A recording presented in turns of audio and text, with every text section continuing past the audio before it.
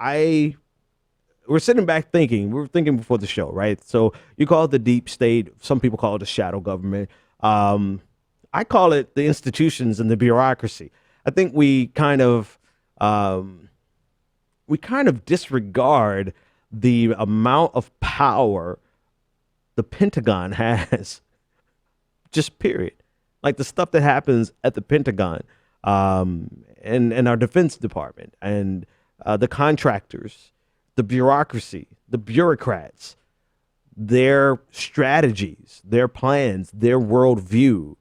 Most of the things that come to a president's desk are prepared hundreds of hours, probably thousands of hours of work for some bureaucrats, slash professional, military personnel, officers, high-ranking officers who have their worldview, who view the world through the lens of conflict, because that's what they're trained, that's what they know, and they make these options. They give and present these options to the president that are pre-selected, right? You have options A through B and C, A, B, and C.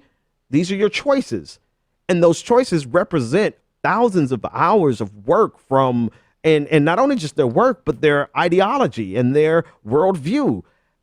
That is a powerful thing. And this is why we see the very next day, if not the same night, drone strikes continued. Just switch.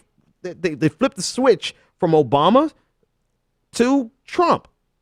But the same type of foreign policy continued. And I think we put a lot of emphasis on the president, but realistically, one of my things has always been what president is actually strong enough to fight back against the machine that America is. Like, there's the economic machine, but then there's also the military machine. And I think the people pulling the strings on Russia, I think 100% from the Pentagon. Call it the deep state, call it the shadow government, call it wherever you want. To me, it's just the people at the Pentagon. People at the Pentagon who've been, some of them been fighting Russia, on paper or, covertly for years. And there is an overriding doctrine and relationship that the Pentagon has towards Russia that isn't just going to disappear because we have a president who wants to be friends with Russia. Now, I'm sure there are plenty of other factors and variables in this calculus, right? But we're talking about, like, what is the driving force that keeps things consistently happening no matter which administration. And I think we just kind of overlook the Pentagon as a city, a city of officials, of officers, of staffers who put thousands of hours of work into one brief, into a single brief, into a one-page document.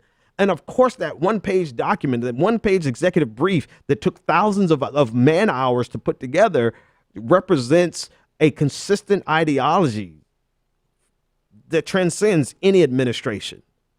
So the real question is why does the Pentagon actually? I'm going to stop that question right there. I'm going to formulate it better, and I'll bring it back to you tomorrow.